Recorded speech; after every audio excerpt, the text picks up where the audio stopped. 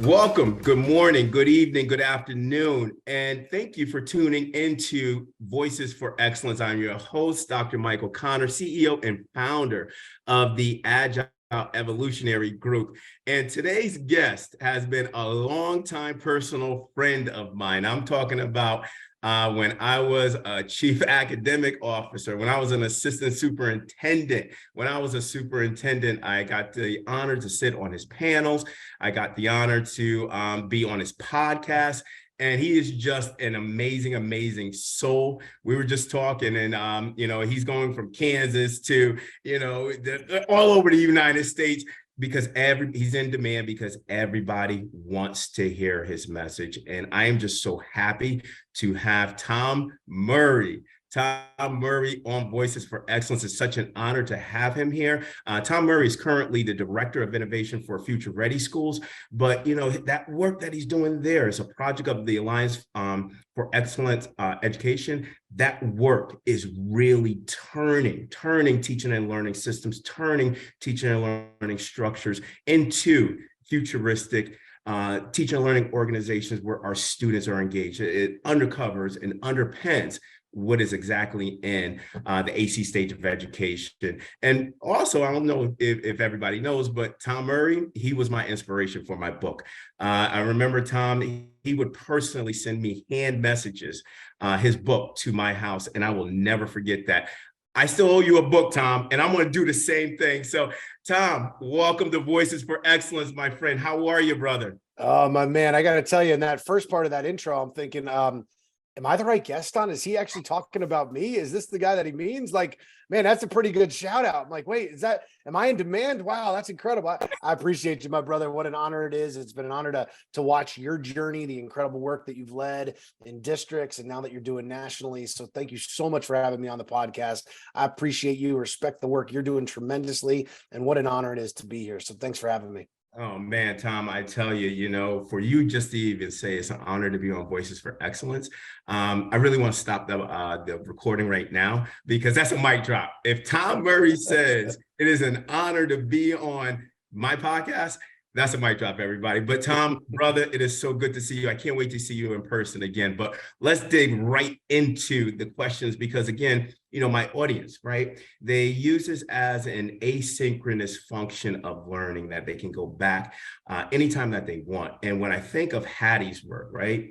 Direct instruction, 0.6, right? The effect size of impact on achievement. And when I think of that from andragogy, right? Adult learning, I look at this as where they can apply that as a method of direct instruction. So Tom, feel free, anything that you need to be able to share our audience. I mean, I got to engage with you when you came and you opened up for my district when I was a superintendent. And it was one of the most motivational speeches I've heard in a while. I mean, when I think of it, right, I think of you, I think of Joe DiFilippo, I think of Inky Johnson, those are the individuals. But to have you on here, yes, my listeners are going to keep on playing this back. So let's jump right into it. So, all right, no pressure then. No pressure with all that you just said. I'll try and bring some words of inspiration that make sense today. Then there we go. Let's go.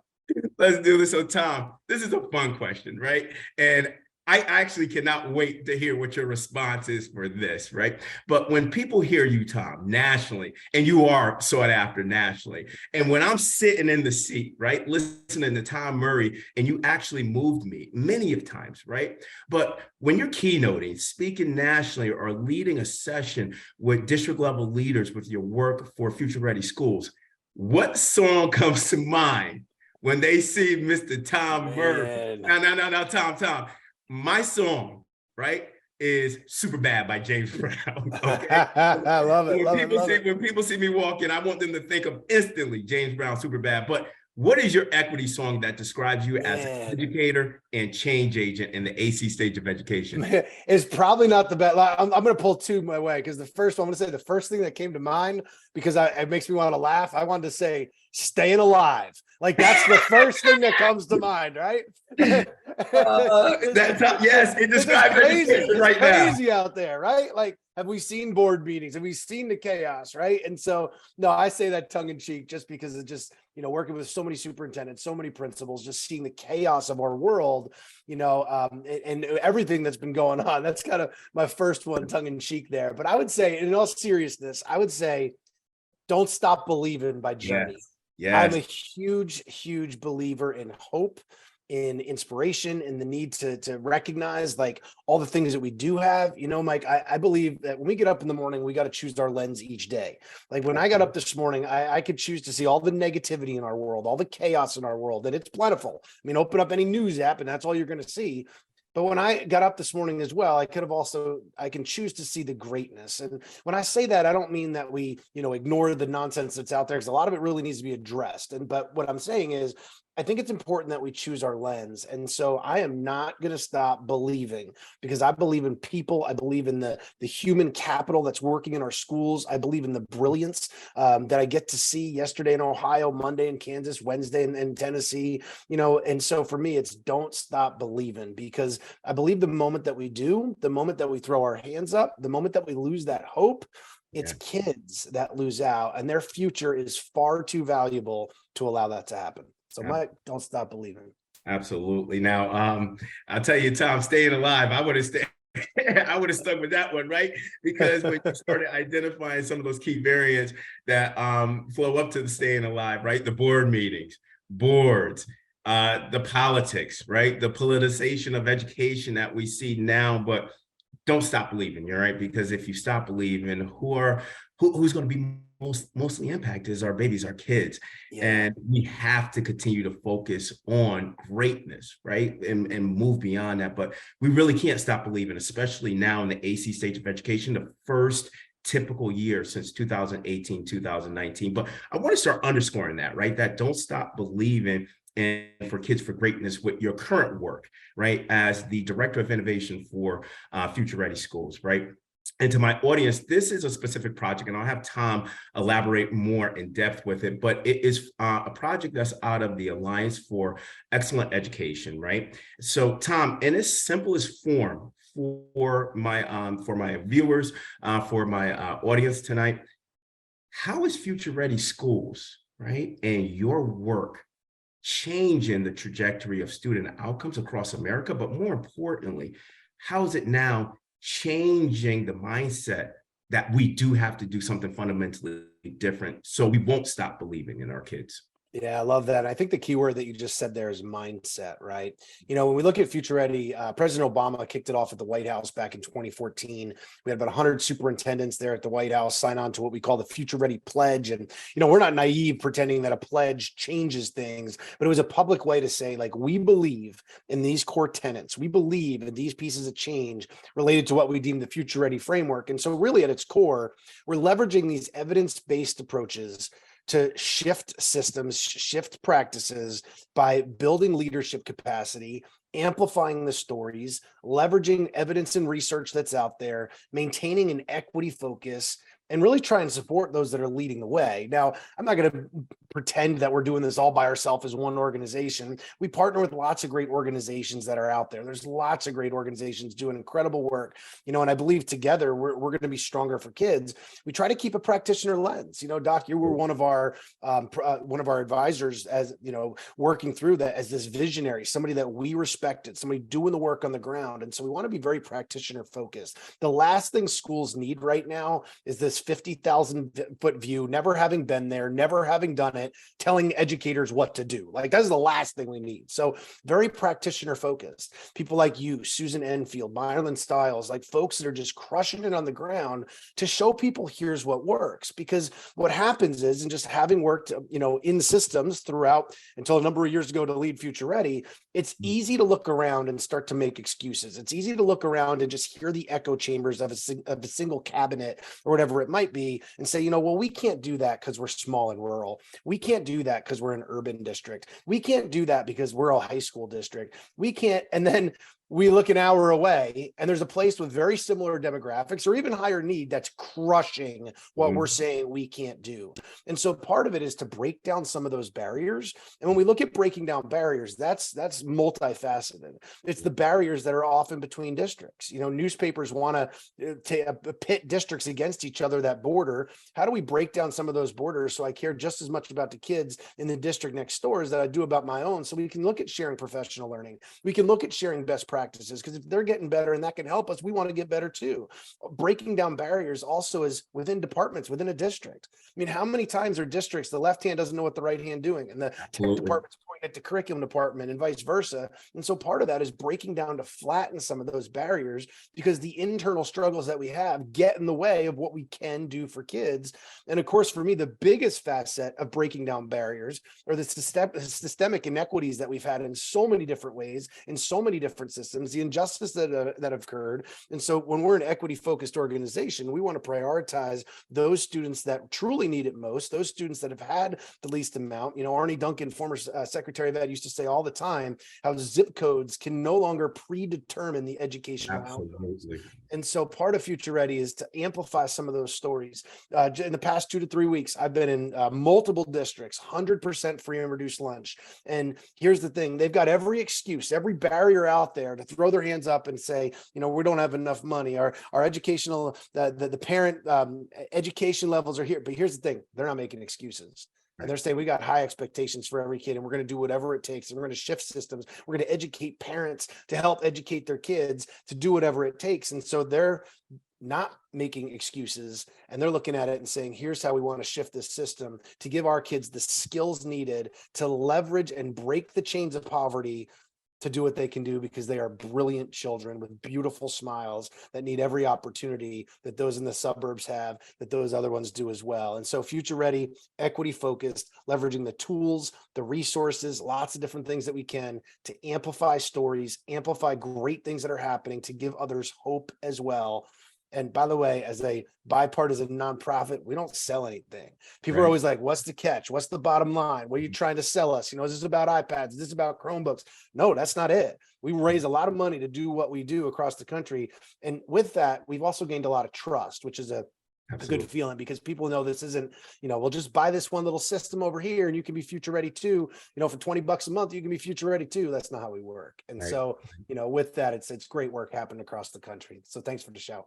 Tom, no, I wanted to highlight the work of Future Ready Schools, because one, serving as a Future Ready advisor has just been absolutely just phenomenal, just having deep discussions around the Future Ready framework. And full disclosure, Tom knows, when I was a superintendent, my first strategic operating plan, one of my strategies and the goal of the strategic operating plan, it was systemically aligned to the Future Ready framework and the elements and the core tenets in that. So we were actually building the infrastructure of our technology system so it would be integrated into the academic context, i.e. what Tom highlighted about siloed systems and the internal barriers that can be able to create, I like to say, educational inertia, where now expectations are lowered because the systems are not meeting the needs of the kids. And one thing around my framework too that you highlighted, Tom, high expectations, right? High expectations for kids and everything. So Tom, the work that you're doing with Future Ready Schools, the Future Ready framework has really just had this cataclysmic impact in a positive context on sharing best practices in it. And your example that you used, right? Oh, we don't have, nobody near us can, we can replicate these best practices. Future Ready will find them for you. And that is the best thing about it. And that connectivity to share and disseminate best practices is one thing that I marvel at the work that's coming out of Washington with your group, Tom. So thank you for that. I want to say, I can't speak for every superintendent, but when I was a superintendent, Tom, Future Ready framework just having that natural conversation with superintendents across the country is something that I was very appreciative of Future Ready School. So thank you for that, Tom. But Tom, let's get into a fun question, right? And to my audience out there, full transparency, I remember when I started the book journey, I would say, last year about this time. And I called Tom up. And I remember, Tom, I don't know if you remember this conversation, Tom, but I called you up. I said, Tom, I'm thinking about writing a book. He said, no, he said, do it. No, what was the word she said? No, he said, go do it. Go for it. That's what it was. Go for it. And you got me pumped up to write that book. And Tom, here we are a year later. My book got published, Intentional, Bold, and Unapologetic, A Guide to Transforming Schools in the AC Stage of Education. So thank you for that. But Tom, your books, I'm trying to get to your status. I want to be like you when I grow up. Best-selling books, not one, not two, but 3 times over. And I think Personal and Authentic actually was a national bestseller, right? So the 3rd book, that's kind of like that LeBron James, like, okay, Cleveland, Miami, back to Cleveland. Let me get a championship in LA. But your books, Tom, Leading Professional Learning. One of my favorite books, Learning Transformed. I love that book, Tom. Personal, Authentic, you blew it out of the box. Love that too. All 3 of them, Tom. I can't put them on like which one I like best, but Learning Transform was more that academic type. I love that, but they've all been bestsellers, Tom. And the industry, the contributions that you've had to this in our industry has just been absolutely phenomenal to the ecosystem. So with regards to each of the mega themes from your books, how do you address these important elements now if I'm a superintendent leader, but I'm in this new dimension, i.e. the AC stage of education post-COVID? How can I use your books to be able to guide my leadership now, or to guide me as a principal, or even to guide my design as a teacher in the AC stage of education when the needs now are fundamentally different? Yeah, I love that question. And thank you so much for the shout out. I appreciate that. And for Learning Transformed, I would say I got to give a shout out to my buddy Eric Scheninger, my co-author on that. Yes. And for anybody listening, any part of Learning Transformed that you didn't like, that's the part that Eric wrote. I just need to let you know that. All right, I wrote the part. Eric Scheninger. I did not tell him to say that. Eric, I did not tell him to say that. That is not me, brother. I still love you. So I gotta give my boy a shout out. And it's interesting because sometimes people will comment that read, and you kind of alluded to it too, Learning Transformed and Personal and Authentic, because they're very different books. Yes. Learning Transformed, Eric and I got together. You see, we've been working across the country with cabinets, with just admin teams, and just seeing so many of the same types of issues, yet many districts overcoming some of those issues, and put our heads together and say, like, what are the big themes that we're looking at? And there was a lot of research. I mean, we took almost 2 years to write that book because we were doing all sorts of research on everything from leadership, like what does effective leadership look like? And so when we took something like leadership, that's a word like we talk about all the time, but line up 10 principles, ask them what effective leadership looks like, and watch you get 10 different responses. You're going to get some overlap, but we wanted to really look at, like, what does leadership look like? And so one piece to that, and Mike, I know you're so good at this as well, is looking outside of education. So when we really were researching effective leadership, we started with people like Simon Sinek, John Maxwell, people that have devoted their lives to the evidence around the leadership, and certainly brought it to schools as well, but really looking at, like, what does high quality leadership actually look like from research? And then what does it look like in practice? And so for Learning Transformed, it was very much research to practice was our theme. What does the evidence say? What does it look like happening in schools? And then let's spotlight a place. And then the next chapter. And so we really created these 8 keys to designing tomorrow's schools today. First one being around leadership and culture, lay the foundation. Listen, working with so many districts across the country, I have never one time walked into a district, they're crushing it and doing amazing things, and then they have lackluster leadership. I've never seen that, ever seen that. But I've walked in some of the poorest places in our country and been completely blown away by the things that are happening, the skills that kids are learning, the opportunities that they have connected to the world of work. It's all because of the leadership. and it's about creating cultures where people want to be. And so we really focused on that. That book was really written for kind of higher level admin. I'm not surprised at all for you. That's your connection, because it was much more academic, over 100 research studies that were connected to that on that. But then the flip side here too is this is like, and I connect for me because it's really both. It's not an either or, it's know your audience, right? The learning transform really being that systems change, big picture. And it's funny because as an author, sometimes, but especially when that was first released and working with a lot of districts, I'd have somebody say, hey, Tom, you're going to come work with our district. I want to get a copy for, all my elementary teachers. And they've never heard this from an author, but I'm like, okay, hold on, hit pause. That's not the audience. No. And they'd look at me like, what author tells us not to buy the book? And I'm like, you as an admin team, you look at it first, because it's not, here's your tools for second grade. It's not your lower level stuff. And I say all that with the understanding that, listen, I love my teachers. It is not knocking them at all, but this isn't about like classroom instructional strategies, how to close a lesson. Like, it's not that at all. This is more systems changing big picture pieces. But what I really connected to as well, and part of looking back at Learning Transformed, what I didn't do a whole lot of was kind of the narrative and the story and more the inspirational pieces. That is kind of this manuscript. I know, shout out to Randy Watson, the commissioner in Kansas. They used Learning Transform and parts of it as their roadmap for their state in education in terms of some of the core pillars that they really wanted to put out there. Where I wanted to, when I wrote Personal Authentic, also speak to people's hearts, because here's the reality. It's not just the academic and the high level pieces. It's also, you've got to keep the people with you. And so in Personal Authentic, I really leverage vulnerability. I probably do 80, 90 events a year. So I get to do a lot of different things. And I committed a number of years ago. I was about to lead a session, and it really hit me. I was about to lead a workshop, and in my workshop, I had 3 superintendents of the year for their state in the last 2 years or so in my workshop, ready to learn from me. And I was like, what in the world am I going to talk to these folks that they haven't been there, lived it, crushed it, put it out there, and they're ready down to take some notes. And I share that because it was ridiculously humbling. And what it hit me was, man, I need to come at this with extreme vulnerability, humility, and recognizing you don't have all the answers. And somebody that's going to say they've got all the answers, run the other direction.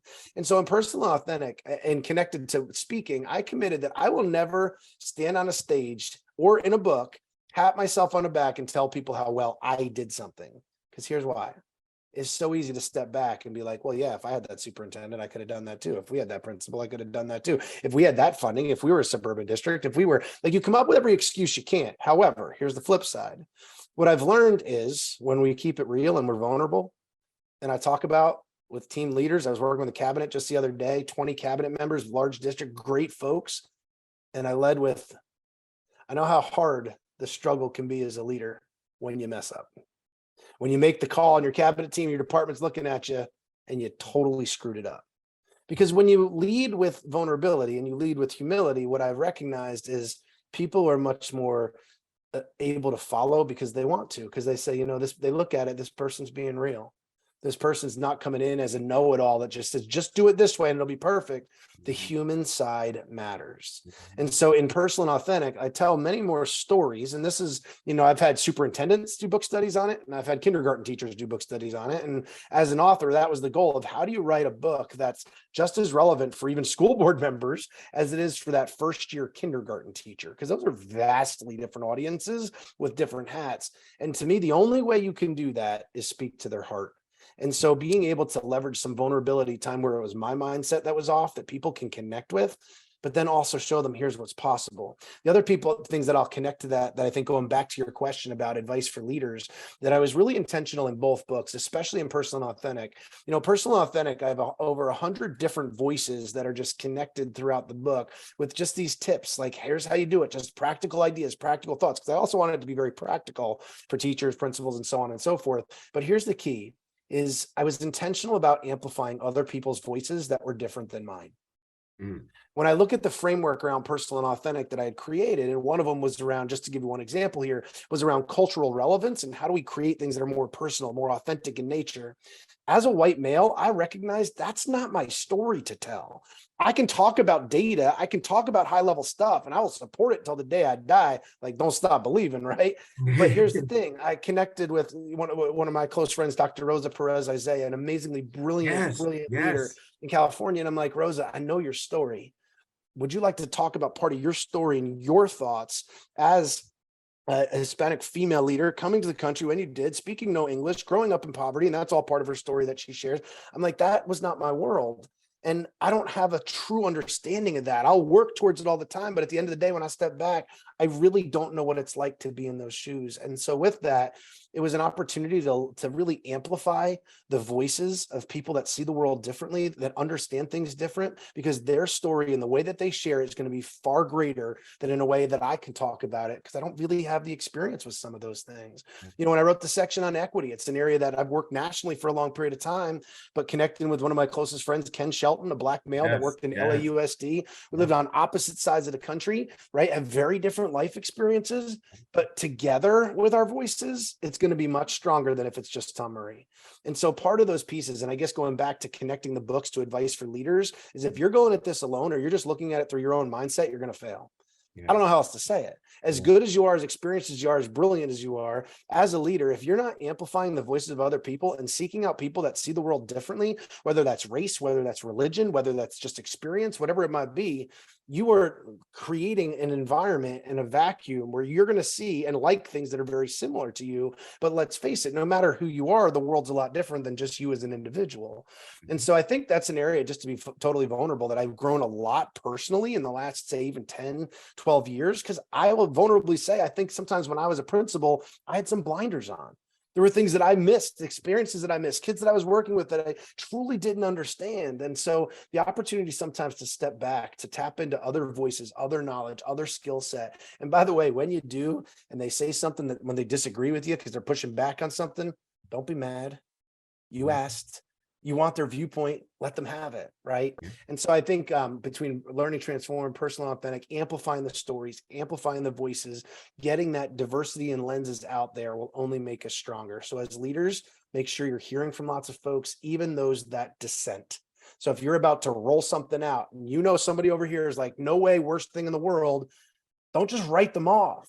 Don't just call them names in the cabinet meeting. Pull them in here, because you know what? Maybe they've got some pieces of advice that may save it in the long run because they're seeing something that you're not, right? And so pulling those voices in, because every voice matters. And just a huge advocate of making sure that we pass the mic sometimes as well.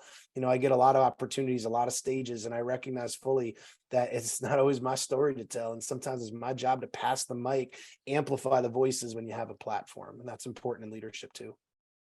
Yeah, Tom, thank you for that, because you are right? The nerdy side of me absolutely just loves learning transform. Tom, I still got your book signed, and tell you the truth, I got another book so I can just purposely mark up from learning transform. Well, the only reason, Mike, that I sign it is so that you don't go sell it on eBay and make a few bucks off the one. That's the only reason I sign it. Now you can't sell it, you know. You know, eBay them up, right? It's worth less now than it was the day you bought it, right? But Tom, I tell you, and this is why I love you to death, brother, because learning transformed and personal and authentic fits under the auspice of the ecosystem, but they're two contrasting books, but they hit on pivotal points within the education ecosystem. I just love the fact that you said amplifying the voices of others, speak to people's heart, and leverage and lead with vulnerability. Wow. But I think that has to be a non-negotiable in the AC stage of education, right? This leadership of ensuring that we're designing when I think about design thinking, the first core tenet in design thinking is what? Empathy. And when you think of empathy, you think of you have to design towards your customers. Who are your customers? Your families, your parents, your students, teachers, everything, right? And leading with vulnerability is so important, because right now in the AC stage of education, Tom, you're absolutely right. The human Sci matters. And just how you went in depth with personal authentic, I knew about that with you and Ken. And then also everybody just giving you, Tom just already just unleashed the big secret for our next episode. We will have Dr. Rosa Perez Isaiah after Tom. So Tom gave you a little of the pretext to what you're going to hear in depth in a few weeks when we release Dr. Perez Isaiah's episode with that. So, wow. Well, Mike, you can say then I will officially go on record and say that this is the GV podcast, the Varsity podcast you got to listen to. Varsity podcast is coming up next week. So,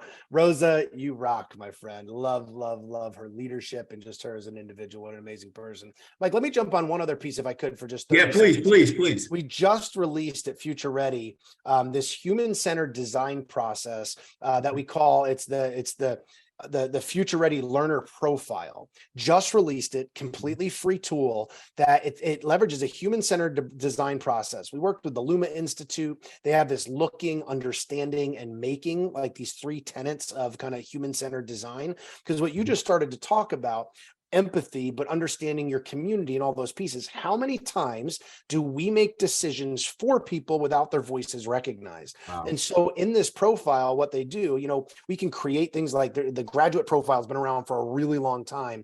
And when we started looking at, like, do we want to kind of create a future ready version? What would that look like? What are the skills necessary? And when we started to work with really innovative folks, they started to say, what if you created a process to pull the core values from districts, communities, what they value, and then intersect it with the framework to create these new and different ideas. And so what happens is we've created this process that leverages and amplifies the voice of the entire community, all the stakeholders that you bring in. Doesn't matter if you're a board member or a superintendent or a student or a business owner, bringing that in to really pull down, what do we value as a community? What does that look like? And here's the other piece. Sometimes when you have something like a profile of graduate, I think it's a great tool. It absolutely is. However, do first grade teachers see the value in themselves in that process? Quite often it's, is that kind of a high school thing? And not knocking that at all. But what we did is create a process that could say, well, what does a future ready first grader look like? By the end of first grade, how would you use it? And so it's a tool that you can use it as a graduate type profile. You can use it for strategic planning. You can use it though to say, hey, by the time they leave our middle school, what do we want this to look like? And so it's not just focused on graduation. Graduation, we've put so much emphasis on that as like, that's the end point. And the kind of funny part is that's actually part of the beginning. Right. So when we look at it like that, part of our process and some of the last steps are envisioning, okay, a graduate of our district 10 years from now is uber successful. What does that look like? Right. What's their job look like? What are they as a human being valuing, looking like, happiness, right? And so it really goes beyond. So I want to give a shout out to the new learner profile, completely free tool. There's slide decks, there's tools, there's a process that places can use, encourage places to check that out because that goes hand in hand with what you were just talking about.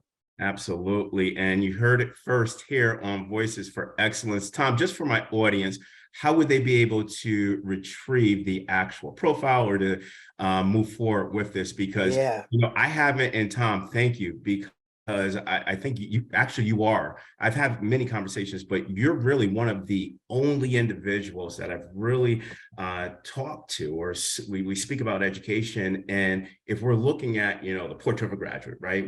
That's kind of like that standard. And like you said, yes, that is the beginning, but I've never heard educators or collectively defining. We always say, what does a graduate look like? But you just said something that I haven't heard. What does the end of a first, or if you complete first grade, what does that look like for a first grader? Right. And I think that we need to take, we know in 10 years, but taking that step within that and designing the profile, using it, the multi-adaptiveness for strategic planning and everything, that is so cool, Tom. So where could my audience actually get that? Awesome. I appreciate that. So I encourage you to check out futureready.org/profile, and it'll walk through that process. Lots of things. We just released it this week. We've got other versions that are going to be coming up. I want to give a shout out to the Readiness Institute through Penn State. We partnered with them. They're doing incredible work. Justin Alio, and then we partnered with them on that. So proud of it. Tom, what I really like that you had said, right, and I think that innovation, sometimes the definition of innovation can be misconstrued, but one of the core elements of the definition of innovation is creative solutions by borrowing from different industries so that you can be able to address those persistent problem practices within your own industry. And when you had that extensive research with our mutual friend Eric's great, shout out to Eric Schenniger, with Learning Transformed. But when I look at kind of like this association with my book, and I'm like, wow, I didn't realize Tom and Eric went that in depth. But when I look at, the construction of my book, really looking at the premises of, or the theories of, Clay Christensen, Daniel Kahneman, Systems 1, Systems 2 thinking, Richard Elmore's work being disrupted, Atul Gawande, Michael Tushman, I start thinking about them like, wow, that is a conglomerate of innovation to disrupt education. And that is what you're doing. And that's what Future Ready is doing. But moving into the next question, right, with regards to what we were kind of outlining, right, innovation in education, but we know that there are multiple constraints, right? These constraints are multi-adaptive, there's a level of multifunctionality too, in different aspects or variants within the systems and structures of our teaching and learning organization. So from a future ready school standpoint, right, the reimagination of the education model in the AC stage of education, one of the core constraints I always say is that it's our bottleneck, right? Just to be honest, is when we look at policies and local governance. And I'm not saying this in a negative context, but I'm just looking at how some of the policies that are currently being underscored right now, we're seeing districts moving towards implementing equity and excellence policies. But if you look at some of the policies that are in place at the local level, those are constraints to advance equity, i.e. Black and Brown students. I just wrote a blog and it's called Separate and Not Equal, right? It's a process to strategically disrupt pathways in our high schools, because roughly only about 30% as a cumulative for Black and Brown students in high schools only get advanced rigor, right? i.e. IB courses, AP courses, but they represent 50% of public education, right? So when you have 50% of public education, Black and Brown, 9% Black students and 21% Latino students that are in advanced placement classes, IB courses, I really think that's a policy constraint. I think that is a LEA constraint, but more importantly, we're seeing this on a national level. And this time is based off of Ed Trust's research in 2020. So Tom, how could now, right? I know you're doing this and you're going overtime with this. I see it, Tom. But from your future ready perspective, how do we disrupt those policies that are inhibiting Black and Brown students or marginalized in specific student groups in education? So the cynical side of me wants to come out like it did in that first question, give you a one response answer and say, vote would be the first thing. So, but I'm going to dive further into that if I could. All right. That's the answer. Everyone Voices for Excellence. Right. But go ahead, my brother. Right? That's the biggest thing that's on there. Because let's be real, there are absolutely those out there in legislatures that are completely against. I mean, when we see states and bills being put in that say, like, if you use the word equity, like you can be fine, whatever was going on in Wisconsin, like you see things happening in Florida, like all the nonsense that's out there. So on one hand, I would say, let me talk about it from an individual, control the controllables. Because if I focus 1,000% on all those pieces, I will literally drive myself insane because they are nuts. Number two, though, is we can't stick our head in the mud and pretend that there's no problems out there. There are very real problems out there. So we need to make sure that we're advocating. And so with that, collectively, your voices are so amazingly strong. It is why I believe organizations need to rally their members, bring people together to stand up for what's right. For me, at the end of the day, if I'm going to put my head on the pillow, I need to know that, okay, I'm not going to just sit back and say, okay, this rule over here, laws over here is going to say this. So, okay, we're not going to I guess we're not going to do that for our students. I'm going to say no. Sometimes it's looking at it and say, okay, if that's the box we're in, how do we rearrange the box so we can still do the work that we need to do? Maybe we're calling it something different. I mean, let's be real. And sometimes in some places, because sometimes I'm in the reddest areas in the country, sometimes I'm in the bluest areas of the country. There's times where I'll talk and say, listen, I know some of you have a struggle with the word equity, but I'm going to reframe it for you. Let's talk about access for kids and opportunity for kids. And it's fascinating for me. Oh yeah, we're totally fine with that. I want to whack some people upside the head being like, that's what we're talking about, right? Tom, full disclosure, I'm sorry I got to interject because and this was when I was in the process of developing the disruptive excellence framework. And I had a completely different name for it, but all the feedback that I got, right? It was change, equity, and put in excellence because this is more national now. And it took me a while to be able to really fully understand that because I'm like, well, we have to create access and opportunity for kids anyway. But they were like, equity and excellence. If you use excellence, everybody want excellence for kids. Right.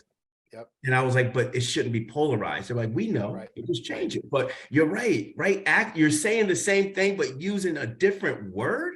Right. Tom, please continue. Thank you, brother. Yeah, no, I appreciate that. And I love your segment on that. And I'm thinking about, part of it's also as well is that, just even my initial like kind of vote, like it's easy to become divisive like that real quick.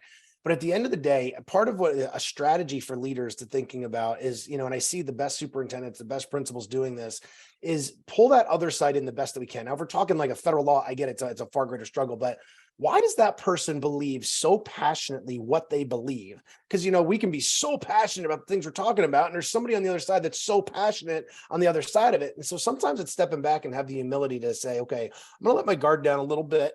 I'm going to take a breath and I'm going to have a conversation. Tell me more about that. Tell me why you see it that way. Because a lot of times these conversations, as somebody hears equity, I'm here, somebody, maybe that looks like me, is hearing like, oh, what I hear in that is you're going to take away from me to give to somebody else. Right. And that's the first, like, wow, that's what you're, no can do. And like, having a conversation on like, what are we really talking about? Because some of it, we also play buzzword bingo. We got buzzwords for everything in education. And so like, get to the heart of like, what are we really talking about? And then let's be real. There's just some key differences in what people believe and how they should believe it. But as leaders, advocate, try and help them understand. So much of my work right now with school and district leaders is really around communication. And we do all these kind of fun like activities and games and really, but to point down, communication is hard. And to get information in a way you understand into somebody else's mind in a way they understand they can actually do something about it. I mean, that's the heart of teaching and learning, but we have to communicate well. We see all the things that are happening out there. Sometimes we have to make sure that we're talking about it at that level of understanding. Hey, maybe I'm sitting with a bunch of business owners that think what we're talking about over here is crazy. But when we talk about, hey, we want kids in our community to have some opportunities. So when they come to you, they have the skills for your workforce. Like that's a pretty good idea. But sometimes because if they're getting all their ideas just from the latest news show and the bullet points from the talking show, they're coming in with this just jaded mindset. And sometimes it's just helping to educate them, helping to understand. And sometimes we just put up walls and then just pretend, okay, we hope we get enough votes that they don't matter.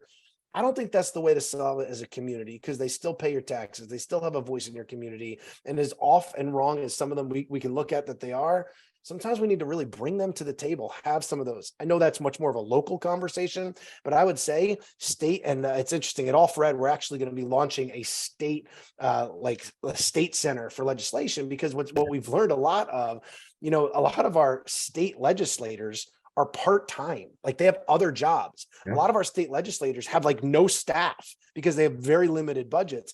And so they're voting on things that they don't really understand. They don't really know. They don't have a staff to do the research. So what we're working on at All4Ed is creating a state policy center that creates some model legislation, because what happens is, and not something I knew when I was a school or district leader, a piece of legislation will get introduced, let's say in California, they'll start to run with it, but somebody will say, give me the draft of that legislation because we want to look at it over here in Oregon or over here in whatever, Connecticut. Let's take a look. And so we're going to be working to create some sample legislations around some equity areas that can be then replicated throughout other states to support legislatures in that. So with that, from a school and district leadership end, we're going to be looking for school and district leaders to be able to weigh in on that, voice some opinion, spread the word about those things.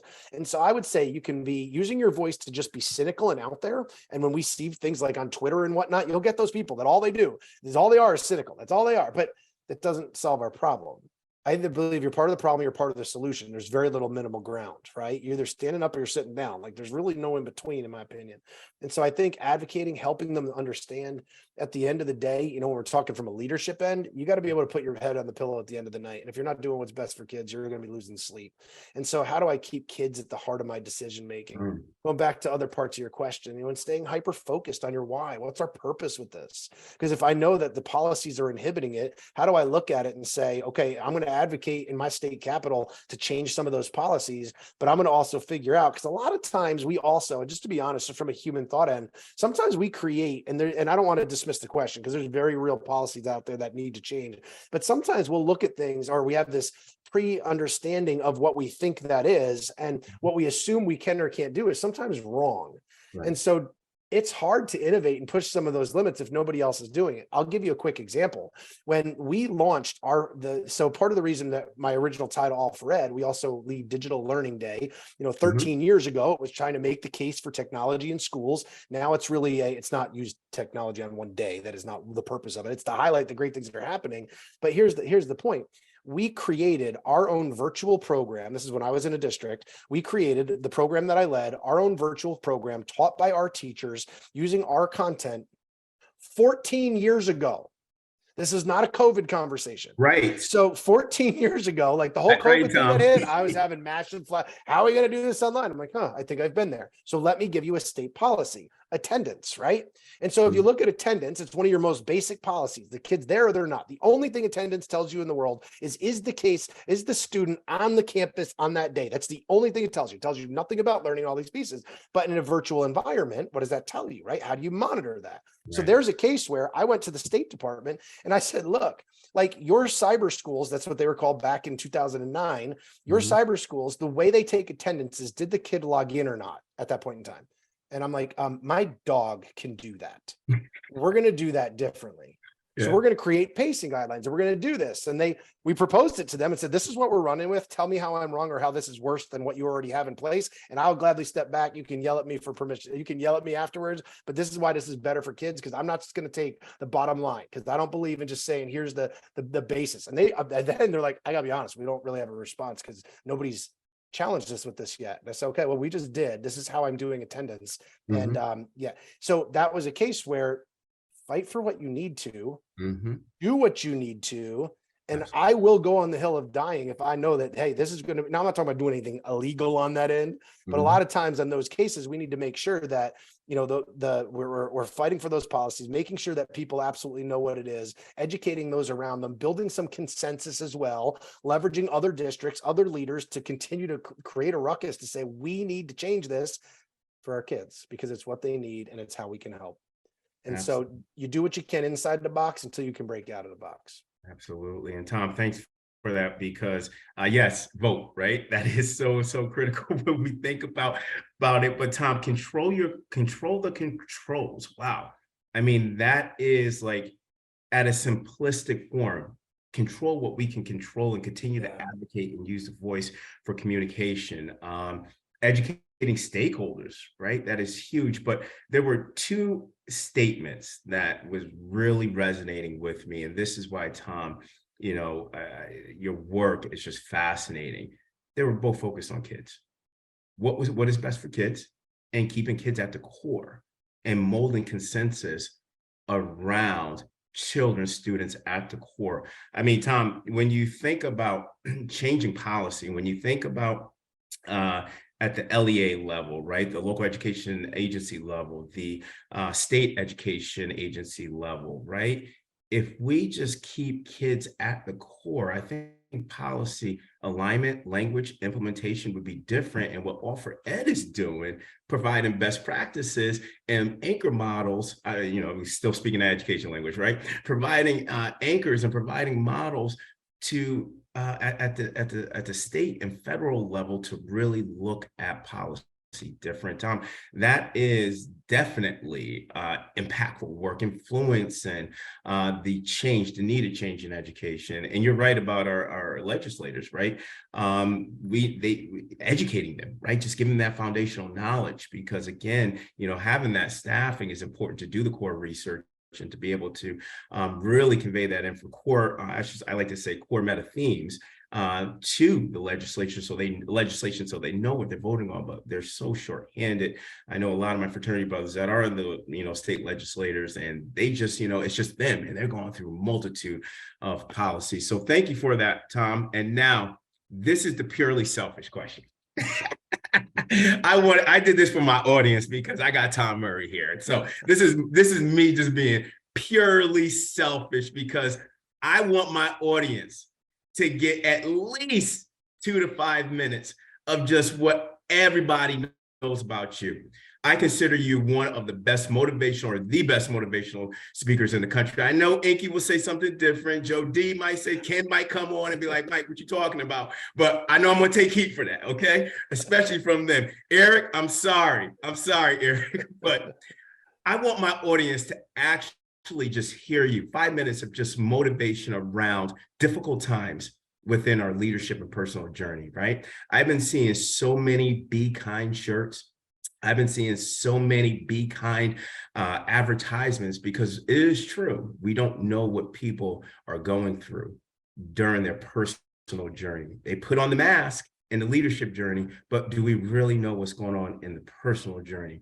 Do we really know the personal journey compounded by being a leader in the AC stage of education? And we know what we have to do in the AC stage of education as leaders, going back to that first song, staying alive, right? So now having both of those factors being compounded, right, in our personal and leadership journey, what advice do you have for my listeners today about just being personal and authentic with themselves during the time in education? And if we're experiencing personal challenges, Tom, because I know you helped me out a little bit, brother, and I appreciate you, what are some strategies to push through so we make progress?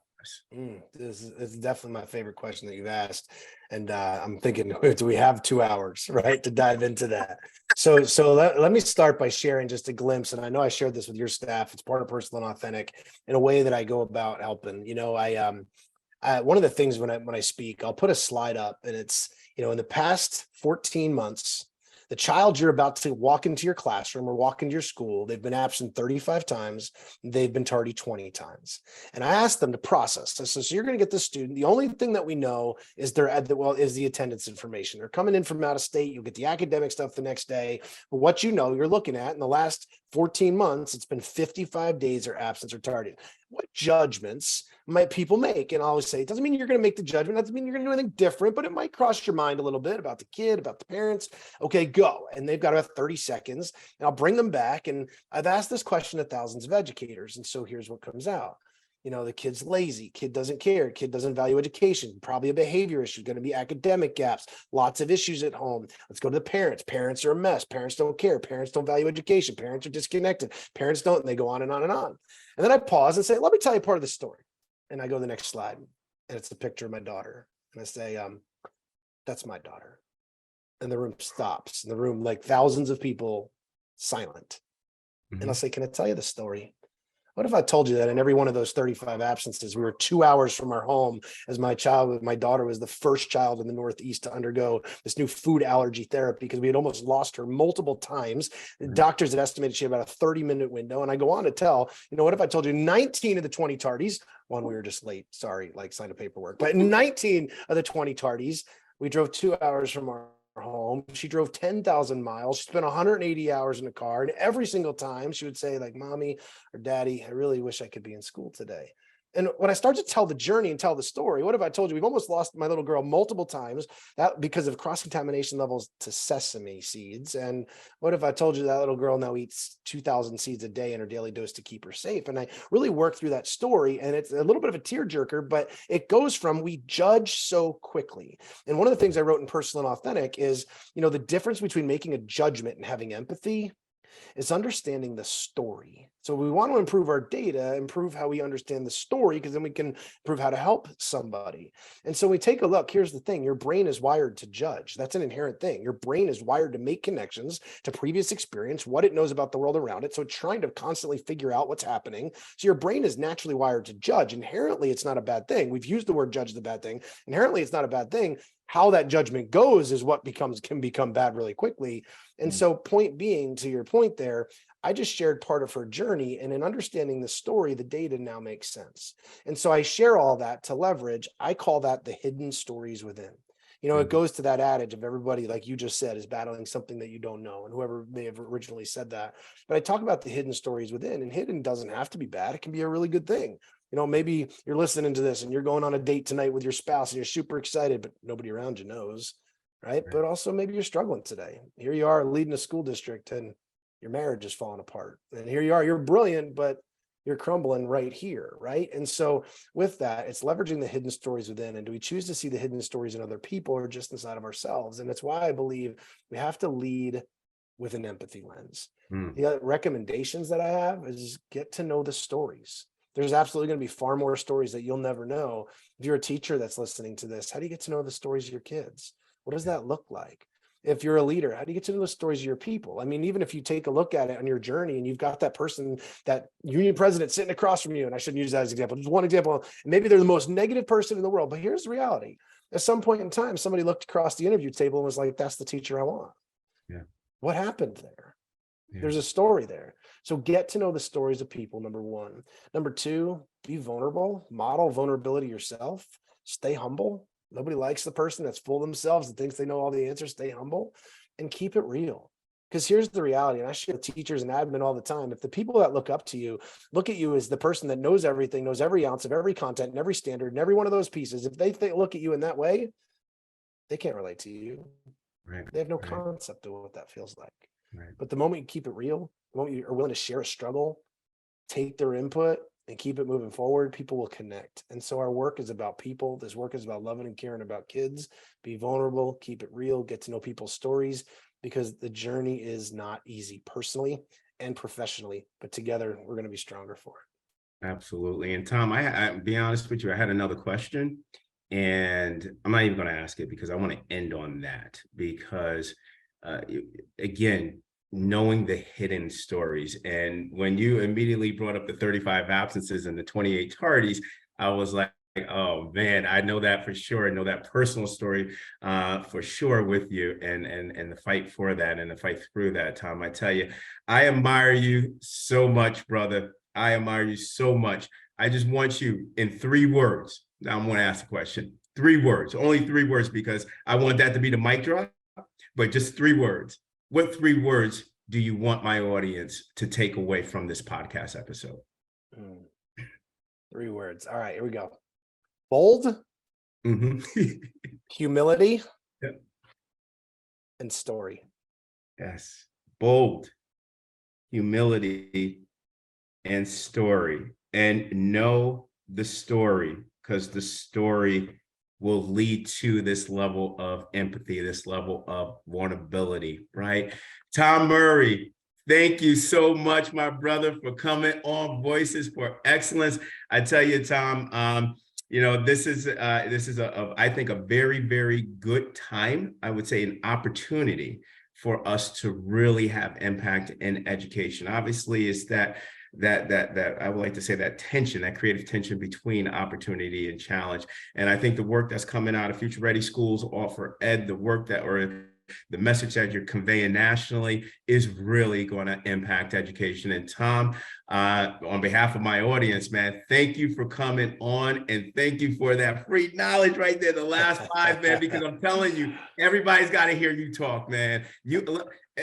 My audience, no lie, Tom had 95% of my staff crying, including me, right? Including me. So Tom, my brother, I love you, man. Appreciate you for coming on. Thank you for coming on the show today. Absolutely. Much love back to you. And tune in next time for an even better episode with a better guest, Dr. Rosa Perez Isaiah. Love you, Rosa. My man, I appreciate the opportunity. Thanks for having me on. It was a pleasure. Absolutely. And so Dr. Perez Isaiah, varsity, NBA national level, right? If Tom says he's JV to her, I'm middle school basketball. Just the warm-up band. Just the warm-up band here. School, man. I'm still learning, trying to the left hand layup, Tom. And on that note, everybody, you know who our next guest is.